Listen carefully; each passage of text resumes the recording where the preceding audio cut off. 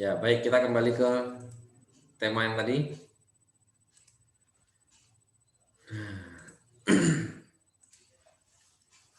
Tes check. Nah, ini menurut kalian. Tipe 1. Tensesnya tertulis di situ cukup jelas, present simple sama will atau will not disingkat won't plus verb. Ingat, will selalu diikuti kata kerja dasar, kata kerja bentuk pertama. Will cancel, will pass, will run, will go. Tidak boleh will passing, tidak boleh. Will pass, passed, tidak boleh. Harus will pass, bab 1, bab dasar. Nah, ingat, ini digunakan oleh kita ketika kita mengungkapkan suatu pengandaian yang mungkin terjadi setelah bicara atau di masa yang akan datang. Sudah? Sambil ingat-ingat, Anda sudah pernah pelajari ini semua di level-level sebelumnya, baik SMP maupun SMA memperdalam ya.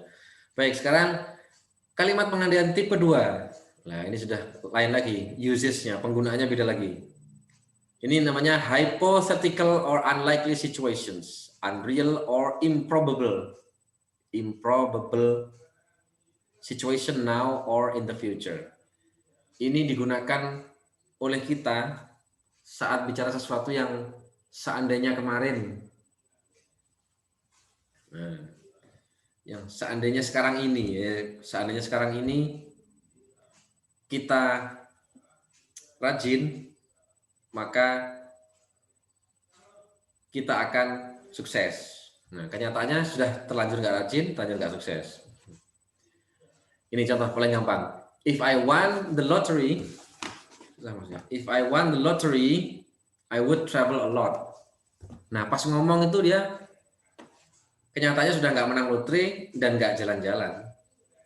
Tapi hanya berandai-andai, ya Allah, seandainya menang lotre ya, kita jalan-jalan.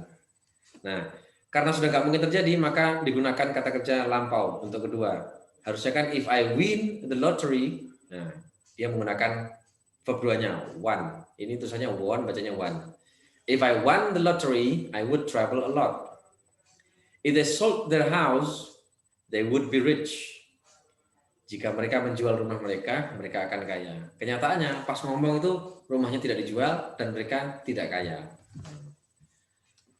Ini sudah tidak mungkin terjadi. Mereka faktanya tidak menjual rumah dan tidak kaya. Faktanya saat ini, saat bicara ini tidak menang lotre, dan saat bicara ini tidak kemana-mana, tidak travel any places, just saying, hanya mengatakan, kok seandainya hari ini saya anaknya presiden, saya akan membuat usaha sang pisang. Nah, itu. Kenyataannya I am not the son of the president and I don't have usaha sang pisang. Gitu. Mengandaikan keadaan saat ini, itu menggunakan tipe 2. Ini mantap tipe 2 ini. Nah, Anda sekalian, tipe 2 perlu diingat. Nah, sekarang tipe 3 disebut third conditional. Kalimat pengandaian tipe 3. Penggunaannya adalah the person is imagining. Yang bicara itu membayangkan a different past imaginary situation that did not happen. Membayangkan masa lalu yang diimpikan tetapi kenyataannya tidak terjadi. Seandainya dulu itu waktu kecil saya nurut pada ibu, maka hari ini gigiku tidak ompong gitu. Waktu kecil dilarang makan manisan, tidak mau. Nah, terus seandainya kemarin saya tidak jalan-jalan ke pantai, maka kaki saya tidak akan terluka. Kenyataannya kemarin sudah ke pantai dan kakinya luka menginjak kerang. Luka sobek lebar, darah segar mengalir dari kaki dan memerah. Jangan dibayangkan sekalian. Nah, sehingga rumusnya harus past perfect ini. Bisa past, bisa past bacanya. Past perfect sama ini. Past namanya past future perfect tense. Rumusnya would have past participle. Past participle adalah verb 3. Pelanggan. Ya, past perfect selalu rumusnya had verb 3. Komanya, result ini akibatnya adalah selalu would have verb 3. Contohnya, if you had studied, you would have passed the exam. Kenyataannya, dulu dia sudah nggak belajar dan dulu dia nggak lulus ujian. Dulu nggak lulus, apalagi sekarang. Jadi jauh sebelum dia bicara sudah terjadi hal yang dibicarakan itu, yaitu kenyataannya tidak belajar dan tidak lulus.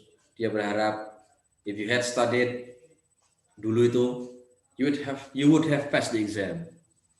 Kau akan lulus ujian sebetulnya kalau dulu mau belajar.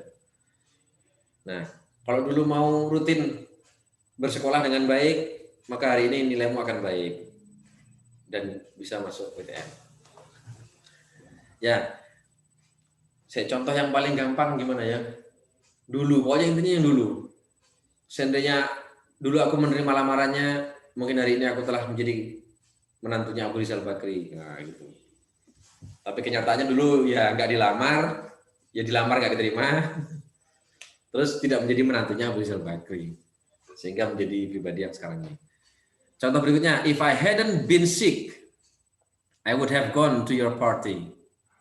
Nah, misalnya kemarin ada pesta ulang tahun, kemarin hari Senin misalnya, hari Senin pesta ulang tahun, sekarang Selasa, kita bicara, seandainya Senin kemarin saya nggak sakit, saya pasti datang ke acara ulang tahunmu guys. Nah, kenyataannya di hari Senin itu dia memang sakit, dan di hari Senin itu dia tidak datang ke pesta ulang tahun. Selasanya, besoknya ngomong, cerita. Maka dia menggunakan tipe 3. Aduh.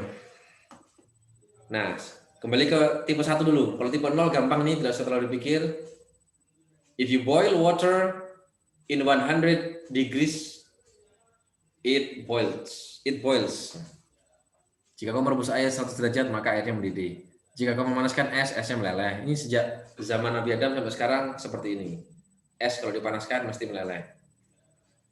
Ini pengandaian yang namanya general facts. Generally true. Scientific facts. Nah, tipe pertama, if it rains, we will cancel the trip. Kalau kita ngomongnya pengennya jika kemarin hujan, jika sekarang hujan, kita akan meng-cancel perjalanannya sekarang, maka diganti tipe 2. If it rained, we would cancel the trip. Kalau kita ingin mengandaikannya, jika kemarin hujan, maka kemarin kita cancel perjalanannya. Kenyataannya kemarin enggak hujan dan perjalanan enggak di-cancel. Maka kita ngomongnya harus pakai yang tipe 3 ini. If it had rained, we would have cancelled the trip. Nah, itu. Maknanya jadi beda. Ulangi, yang first ini mengandaikan sesuatu yang mungkin terjadi setelah bicara, namanya a possible situation in the future. In the future tuh 1 detik setelah kita bicara itu sudah masuk future. Masa depan kita lah. 1 detik setelah ngomong kita itu sudah future. Mungkin terjadi setelah itu. Misalnya kan kita bicara apa ya? Misalnya mun geger, waduh, gegerongku lah itu. Itu namanya conditional. Kalau jatuh itu bisa patah tulang. Duh, jatuh betul. Nah, itu memakai ini. If you falls, you'll break your bone. Tulang bisa patah. Jatuh dari lantai 2. Hati-hati, nanti kuliah di kampus jauh, lantai 6. Saya paling tidak suka berdiri di sekitar, di pinggir-pinggirnya, pagar-pagarnya gedung gitu. Males saya. Salah-salah pas senggol jatuh, pas mendingan di tengah dan tidak berada di pinggir-pinggir gitu. Di tebing, pinggir pagar. Duh, kok padam? Aduh, padam guys.